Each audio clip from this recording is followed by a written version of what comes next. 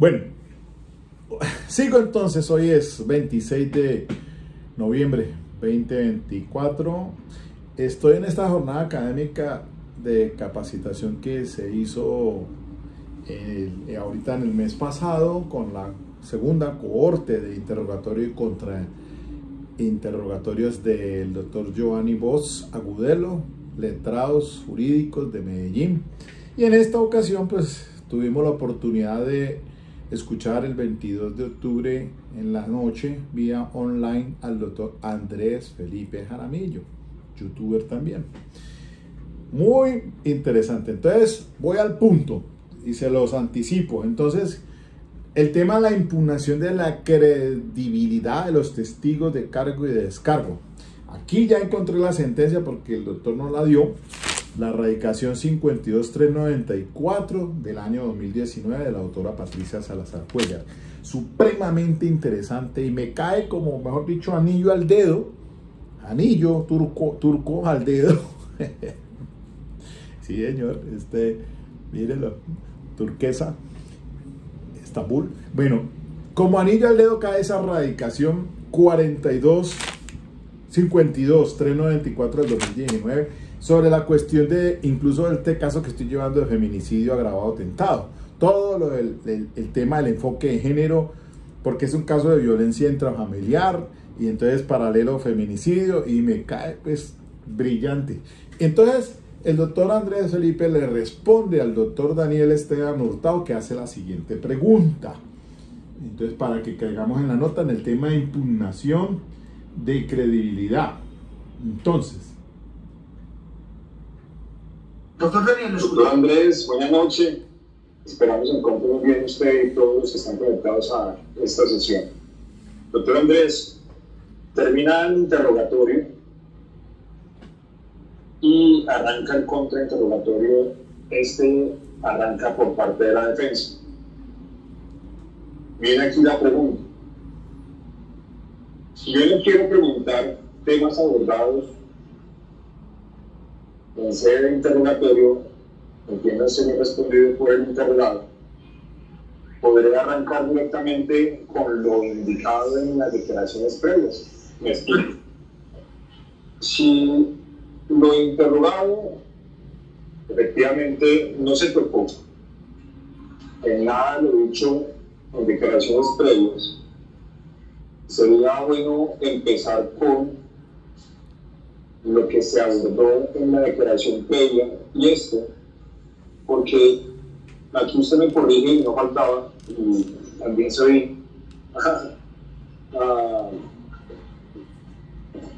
partidario de que este taller, aparte de usted y otros profesores del derecho en el campo penal, me incentiva a escribir. Si la impugnación de credibilidad no solo procede ante contradicciones, sino en cuanto a omisiones consignadas en las declaraciones anteriores. Y aquí entonces es interrogante. Si no se abordó en nada del interrogatorio frente a lo dicho en las declaraciones previas, será procedente a arrancar con lo dicho en la declaración previa en sede de contrainterrogatorio, obviamente, antes de sentar la base, esto para efectos de impugnar credibilidad. Ese es mi interrogante, doctor Andrés. Muchas gracias. A ti, doctor Daniel Esteban, gracias por tus generosas palabras inmerecidas, y bueno, me alienta mucho de que hayas estado acá y va a ser muy provechoso esto para ti, y te garantizo que no te vamos a defraudar. Te voy a dar la respuesta con base en dos sentencias, donde tú puedes empezar con las declaraciones anteriores, que para todos es sabido y conocido que las declaraciones anteriores, las más comunes, digamos, entre ellas las entrevistas judiciales, según reguladas en el artículo 206, porque las tomó el Estado, o en el artículo 271, porque las tomó la defensa. Si es una declaración jurada, la vemos regulada en el artículo 272 de nuestro Código de Procedimiento Penal. O si es un interrogatorio indiciado, lo hemos regulado en el artículo 282 del mismo reducto adjetivo. además pues de las declaraciones de extrajuicio, declaraciones de parte o interrogatorios rendidos ante inspectores o ante alguna autoridad administrativa o similar o parecida.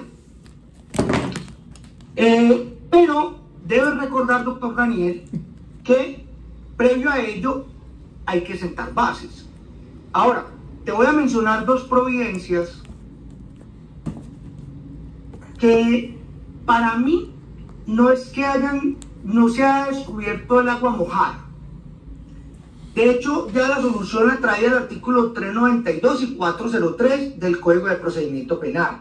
Es decir, yo hago uso de las declaraciones anteriores, hombre, porque tengo claro, o que con ellas voy a impugnar credibilidad o voy a refrescar memoria. Eso sí, siente bases. Sienta bases, autentica documento. Autentica documento, confronta.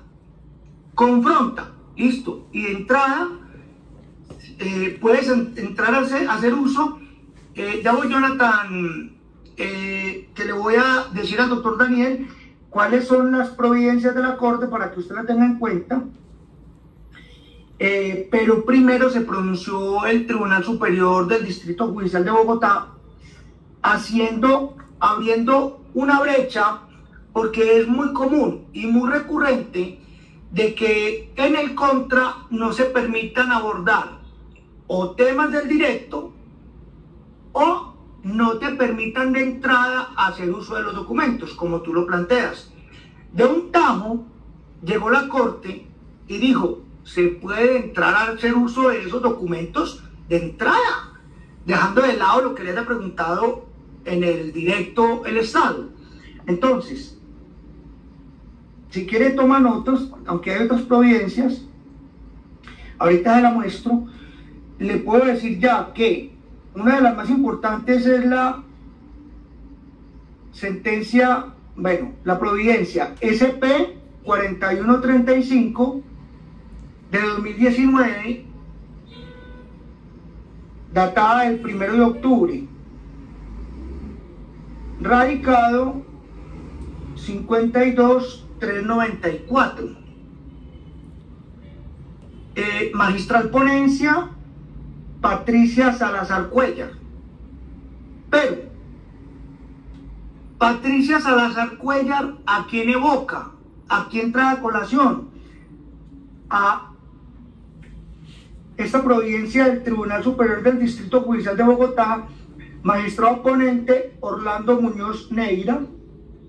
Esto fue a través de un auto del 23 de mayo del 2014, con un proceso radicado con el número 110016 000013 2011 12301. Ahí básicamente lo que el tribunal inclusive decía, se extracta un fragmento y si me lo permiten lo leo brevemente, porque yo sé que nada más harto que uno leer, pero me parece, ya que me parece muy pertinente su respuesta. Dice en ese fragmento: sea como fuere, la credibilidad siempre podrá ser materia de contrainterrogatorio, así no se haya planteado en esos términos en el directo. Y lo mismo puede decirse del contenido de las respuestas que ofrezcan de ponente, más allá de si aluden o no a los específicos interrogantes formulados por el delegado fiscal. Y voy a, si me permiten, yo miro acá en mi computador otra sentencia, yo se las comparto al doctor Giovanni Bosch y se las mando con él. Esta es una sentencia, ya se la voy a dictar también, de un minuto.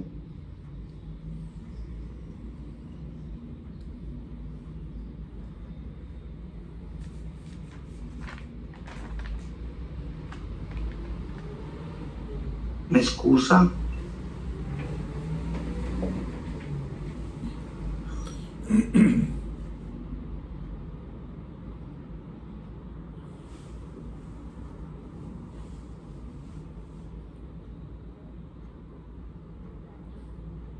Ya se la digo, la voy a encontrar, porque no me gusta dejar. Deme un minutico acá, yo si la encuentro. Bien. 00641. Es una sentencia también de la Corte Suprema de Justicia, Sala de Casación Penal, radicado 00641. 4 de abril 24. Esta data del 4 de abril del 2024.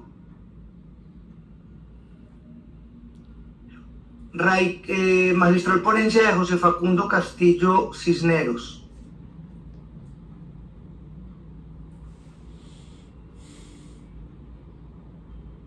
Perfecto, doctor, sí tomo nota. Sí, señor, gracias. Voy a compartir con él, tengo otra, y es la radicación 42-656 de 2017. Entre otros, lo que ha sostenido es que la impugnación de credibilidad no solo procede ante contradicciones, sino en cuanto a omisiones consignadas en las declaraciones anteriores, de tal suerte que si el testigo no la refiere en juicio, no debe tenerse como tema no tratado, sino omitido.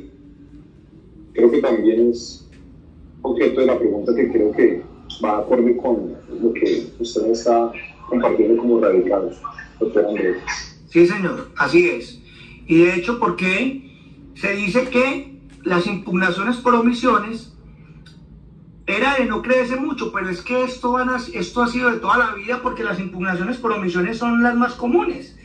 Vemos cómo en los directos hay testigos que entran en detalle, cuentan cosas que en las declaraciones anteriores no habían dicho, y de entrada tenés que confrontar al testigo y decir en efecto, ubicarlo, es decir, que se extracte el fragmento del punto mediante el cual el testigo, cuando tenía mejor memoria, podía haber decantado o haber explicado ese fenómeno que en su momento le había hecho, pues tenía presente.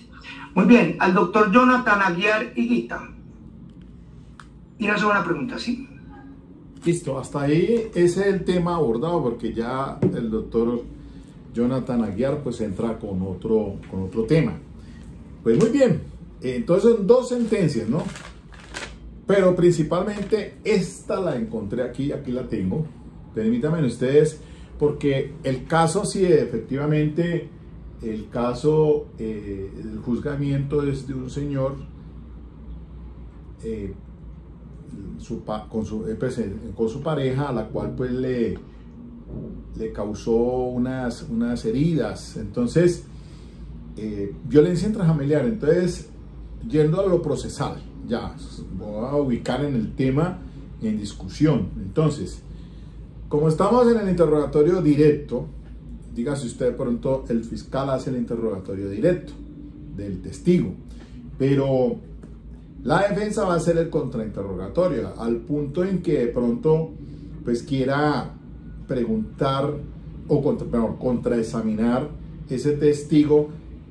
Lo primero que le dicen, le objetan a uno es, el fiscal va a decir objeción porque no fue preguntado, no fue tema del directo, y ahí entonces lo despachan negativamente al que está contraexaminando. Pero entonces la pregunta que va es hacia eso, ¿no? Entonces por eso hay que distinguir entre las entrevistas que se rinden antes del juicio oral con los fines de impugnar credibilidad o de refrescar memoria. Entonces ahí está la técnica de sentar las bases para, si es del caso refrescar memoria, un procedimiento; si es del caso impugnar la credibilidad, entonces el otro procedimiento. Entonces en el ítem 626 dice la Corte: la impugnación de la credibilidad de los testigos de cargo y de descargo.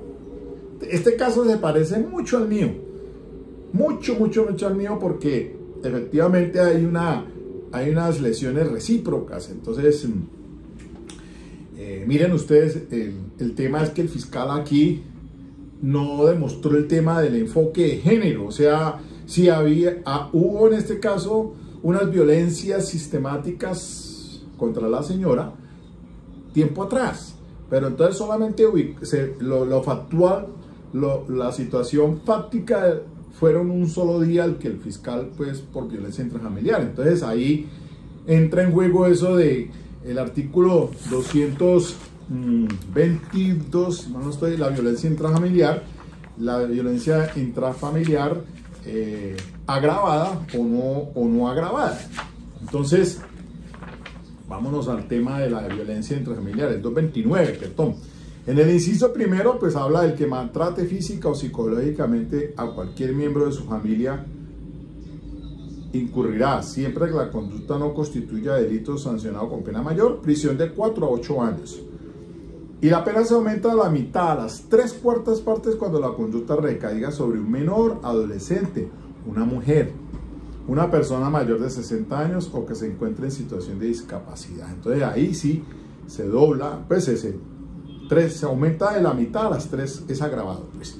Entonces el juzgado acá lo absolvió y se apelaron y el tribunal revocó la absolución y lo condenó. Entonces se van en casación. La corte casa y dice no, efectivamente se mantiene la condena por violencia intrafamiliar, pero no por el agravado del inciso segundo, sino del inciso primero. Solamente entonces por la violencia intrafamiliar, no por la condición esta de ser mujer, porque el fiscal no hubo el enfoque frente a así sistemáticamente a esa violencia. Incluso hasta el tribunal de Cali, por ahí yo vi un tutorial de Tello, de Raimundo Antonio Tello, hizo referencia justamente, sí, aquí lo tengo, justamente a que el tribunal de Cali, en una decisión del 21 de agosto del 2024, radicado 2016-145-47, la magistrada ponente Ana Julieta Argüelles de Arraviña excluye el agravante, el ser mujer, del artículo 229, inciso segundo, si el fiscal no demuestra el contexto de violencia de género. Y hay otro radicado, que también pues yo creo que también lo cita Tello, 62.539 del 24 de abril de este año, de Gerson Chaverra Castro. Entonces la fiscalía tiene que enfocar, cuando se investigan estos casos, ya sea violencia intrafamiliar y más en el mío que feminicidio, entonces hay que enfocarlo al tema del enfoque de género, entonces, violencia sistemática. Por eso, por ahí en el contrainterrogatorio que hice yo, saqué de que no, pues mi hipótesis es que el tema no es violencia sistemática o por la condición de ser mujer. Pues que estaban diciendo, el fiscal dice celos y que le revisaba el celular, que le controlaba las cuentas, que le limitaba las visitas de las amigas, etcétera, etcétera. No, es una situación muy diferente, un problema por el hijo que llegó 2 o 3 días antes y él quería pues convivencia con ella, si llevaba apenas escasamente un mes de convivencia de pareja. Entonces se dan esos hechos ese día, ahí se dan las consecuencias y el fiscal llevó esto fue por feminicidio. Entonces yo por eso le concluí a la judicatura, le dije no, aquí no hay un feminicidio ni violencia intrafamiliar, porque ella fue la que provocó. Y él, de hecho, cuando renunció a declarar, pues él dice que sí, colocó una denuncia por violencia intrafamiliar. En esta decisión muy interesante de la Corte de Justicia de sede de casación penal de la autora Patricia Salazar, se la recomiendo, porque la verdad es que tiene todo este tema ahora es que está, ustedes saben muy bien que ayer fue pues contra la violencia de la mujer, pero muchas veces no, pues obviamente nuestra sociedad machista y todo lo enfocan en ese sentido, no desconocemos esa realidad, pero hay veces también que la pareja deja de ser víctima y se vuelve victimario, como en este caso que yo tratando de mostrar, porque a él le atravesó la mano con el cuchillo y que por eso fue que se fue a forcejeo con ella, no nunca el intento de degollarla. Bueno, un tema ahí pues. Entonces, como perla me cae esta. Pero miren, entonces en estos breves minuticos, para no hacer tan extenso la prueba testimonial, dice la Corte, la impugnación de la credibilidad de los testigos de cargo y de descargo. La prueba testimonial sigue siendo determinante para la solución de los casos penales. Bien porque el declarante haga alusión directa a los hechos jurídicamente relevantes, porque se refiere a un dato a partir del cual entre paréntesis, aisladamente o en conjunto con otros, pueda inferirse un aspecto que encaje en la respectiva norma penal, página 46 y siguientes, o porque resulte útil para la autenticación de un documento o una evidencia física, etc. Así, resulta elemental que un testigo que se mantenga fiel a la verdad realiza la mayor contribución para que la administración de justicia funcione adecuadamente. Y uno que se aparte de ella puede causarle daños incalculables. Bajo ese presupuesto, la sala ha hecho hincapié en la importancia del sistema de impugnación de credibilidad de los testigos y se ha referido puntualmente a las reglas que gobiernan esa actividad. Primero, es una de las principales expresiones del derecho a la confrontación. 2. Para tales efectos, en el contrainterrogatorio se le otorgan prerrogativas a la parte, entre las cuales se destacan la posibilidad de hacer preguntas sugestivas. 3. Con ese propósito se pueden utilizar declaraciones rendidas por el testigo antes del juicio oral, siempre y cuando se establezcan los presupuestos para que su uso sea legítimo. Y agotados los trámites legales, es posible la presentación de prueba de refutación. Frente a este último ha resaltado que, comillas, y aquí cita otra sentencia 55337 del 5 de junio del 2019. Comillas, igualmente en el ámbito de la impugnación de la credibilidad de los testigos ha precisado que la utilización de pruebas de refutación constituye una herramienta adicional que opera excepcionalmente cuando el testigo en el contrainterrogatorio persiste en un dato que el interrogador considera mendaz y la parte cuenta con evidencia relacionada directamente con el aspecto objeto de impugnación. Por ejemplo, si el testigo asegura que pudo presenciar los hechos y la parte pretende demostrar que para esa fecha estaba en una ciudad diferente, debe hacerse uso del contrainterrogatorio. Pues si el mismo es suficiente para acreditar ese aspecto, se hace innecesaria la introducción de evidencia externa acerca del mismo. Entonces sigue ya cierro comillas, sigo aquí en el texto del radicado que estamos leyendo, el 52394 del 2019. Por su importancia para la solución del presente asunto, debe resaltarse otros aspectos de la impugnación de la credibilidad de los testigos. Primero, por el carácter adversativo del sistema de enjuiciamiento criminal. Esa labor le está confiada a las partes, máxime si se tienen en cuenta los límites legales que tienen los jueces en materia de iniciativa probatoria. 2. Las pruebas atinentes a la credibilidad de los testigos pueden ser objeto de errores de hecho y de derecho susceptibles de ser corregidos en el ámbito del recurso extraordinario de casación. De ahí hablo del falso juicio de existencia, falso juicio de identidad y el falso raciocinio. Y cita el radicado 44819 del 2017. La credibilidad de los testigos es un tema pertinente en el contrainterrogatorio, independientemente de que la misma haya sido abordada en el interrogatorio directo, simple y llanamente porque las posibilidades de impugnación no pueden depender de la parte que solicitó la prueba. Subrayo, repito, la credibilidad de los testigos es un tema pertinente en el contrainterrogatorio, independientemente de que la misma haya sido abordada en el interrogatorio directo. Artículo, y por último dice el 403 de la 900 ley consagra diversas facetas de impugnación de la credibilidad, entre los que cabe resaltar el carácter o patrón de conducta del testigo en cuanto a la mendacidad. Frente a este último tema se ha resaltado lo siguiente, y ahí se citan otras sentencias por allá del radicado 5785 del 2015, la 4653 del 2015 de la autora Patricia Salazar Cuellar. Bueno, y ahí sigue entonces, se cita el 403, cuáles son para impugnar pues el tema de la impugnación de credibilidad del testigo. Sigue diciendo la Corte, no se discute la importancia de la impugnación de los testigos de cargo, que pues, según se indicó, constituye una de las expresiones más importantes de la confrontación erigida como garantía judicial mínima en la Convención Americana de Derechos Humanos, que es la ley 16 del 72 y la ley 74 del 68, ¿no? Sin perjuicio de su desarrollo en las normas rectoras de la ley 906, principios rectores, artículo 8 y 16, y en la reglamentación del interrogatorio, el cruzado, el cross-examination. Por su importancia para el caso debe resaltarse que la impugnación de la credibilidad de los testigos puede tener variaciones en virtud de la aplicación de la perspectiva de género, entre ellas. Bueno, y ahí sí, ahí dice, cita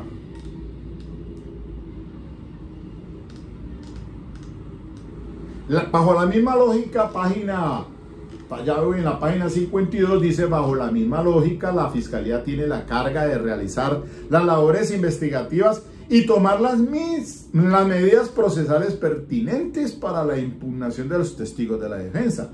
Esta obligación aplica para todos los casos penales, pero adquiere una dimensión especial cuando puede establecerse razonablemente que, en caso de violencia de género, los declarantes podrían distorsionar la verdad, bien porque se trate de ocultar agresiones puntuales o sistemáticas, o se pretenda presentar a la víctima como victimaria sin ser ello cierto, lo que podría dar lugar a una victimización secundaria en el ámbito judicial, que puede tener profundas repercusiones en el proceso de abolición de dicho fenómeno.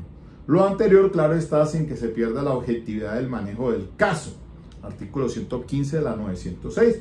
Porque si se establece que quien comparece en calidad de víctima está mintiendo, ello no puede ocultarse bajo ninguna circunstancia. Por esa razón, yo le hice renunciar al derecho que tenía el acusado a no declarar para que explicara las circunstancias de tiempo y modo y lugar en la que había resultado herido con arma cortopunzante por parte de su pareja, que le atravesó desde la palma hasta el dorso y que por eso estuvo hospitalizado 2 días también y salió a colocar una denuncia por violencia intrafamiliar, que a la par era que estaba el hijo de la señora formulando una denuncia penal contra el señor, que el fiscal calificó fue como feminicidio agravado tentado, y por eso es que se llevó ese juicio. Ahí está. Entonces, esta maravillosa, espectacular esta decisión, la voy a mirar puntualmente, porque es bastante extensa, tiene casi 80 y pico de páginas, 86. Sigue ahí analizando, dice análisis del caso sometido a conocimiento de la sala. Dice la sala, no se tuvo en cuenta el contexto en el que ocurrieron las agresiones acaecidas el 9 de julio del 2009. Bueno, la práctica probatoria se redujo a los hechos ocurridos al día 9 de julio del 2009. Está diciendo la Corte, es decir, que nada, todo el enfoque de género sistemático, nada hay cucas por parte de la Fiscalía. Por eso entonces fue que le quitó el agravante del 229 inciso segundo y lo dejó en el primero. Los yerros en el proceso de impugnación de credibilidad de los testigos. Voy aquí a este punto, a ver, déjenme 5 minuticos nomás. Los yerros en el proceso de impugnación de la credibilidad. Ítem 6.32. Las partes no escatimaron esfuerzos para cuestionar la credibilidad de los testigos, pero no agotaron los respectivos procedimientos legales. Finalmente, la impugnación se redujo a comentarios extemporáneos y carentes de fundamento, lo que privó a la judicatura de mejores elementos de juicio para resolver este asunto. Ello sin perjuicio de los errores cometidos por el juez de primera instancia. En efecto, la defensa pretendió impugnar la credibilidad de la víctima, entre otras cosas porque, según dijo, esta mintió al decir que los moretones que se observaban en su cuerpo eran producto de los golpes que le propinó el procesado, cuando en realidad esas lesiones se las causó en un accidente de tránsito. No obstante, este tema no fue incluido en el contrainterrogatorio y, por tanto, no se abrió la posibilidad para presentar pruebas de refutación en el evento de que la testigo negara la situación planteada por el defensor. Miren, entonces ahí viene un tema que uno puede en el contrainterrogatorio presentar pruebas de refutación. Claro, eso es supremamente importante, porque cuando yo, por ejemplo, en el caso mío le pregunté en el contrainterrogatorio, ¿y usted sabe cómo resultó herido el señor? Porque era evidente, apareció herido el señor. Ah, no, yo no sé de qué manera apareció herido. Entonces ahí podía refutar, pero claro está que eso aparece después, cuando ya el acusado declara, cuando declara el trabajador social. Esto sucedió pues en la sesión pasada de octubre, lo hicimos fue el 16 de octubre, la sesión del testigo del trabajador social con los dos policiales, que entre otras cosas policías dicen, no, al único que vimos herido fue el señor, a la señora no la vimos herida, y lo llevamos hasta la estación, pero como no pusieron denuncia, entonces él se fue por sus propios medios, o creo que lo llevaron a la EPS para que lo atendieran. Esa fue la situación, y después cierra la prueba mía con la declaración del acusado. Entonces, dice aquí, por su parte la Fiscalía durante el contrainterrogatorio del policial que atendió este caso, intentó cuestionar su credibilidad. Indagándole por las razones por las que fue removido de la Policía Nacional, se alcanzó a conocer que fue por un asunto penal, mas no de qué se trata, pues el juez consideró procedente una objeción que presentó la defensa en ese sentido. Según se indicó en el ítem 62.2.3, el 403 permite impugnar la credibilidad respecto del carácter o patrón de conducta del testigo en cuanto a la mendacidad, por lo que era pertinente auscultar por los motivos de su retiro. Había pertinencia, con los límites analizados en ese apartado. Yo cuando coloqué a los policías a declarar, porque entre otras cosas, los dos policiales no los llevó la fiscalía, siendo que ella tenía el imperativo de llevarlos y entrevistarlos porque habían conocido los hechos, pero yo fui el que los llevé, yo fui el que los presenté. Y cuando los acredité, les pregunté, ¿ustedes han sido investigados penalmente por algún falso testimonio u otro delito? Pues que no, ninguno dijo. Los acredité al inicio. Si la fiscalía hubiera tenido la posibilidad de impugnar, pero averiguando si realmente le aparecía un proceso por una índole de esas, ahí era la oportunidad de hacerlo. Entonces mira que la prueba de refutación, que es importante, que aparece ahí, y si uno la tiene, pues la puede presentar para ipso facto, para entonces hacer ver lo que está haciendo, que da cuenta la corte. El apoderado de la víctima se refirió igualmente a un video que supuestamente da cuenta de una reunión del procesado con este policial, supuestamente orientada a consumar un soborno. No obstante, el referido documento fue allegado extemporáneamente, tal y como sucedió con un dictamen sobre el video de lo sucedido en momentos después de ocurrir la agresión el 9 de julio del 2009.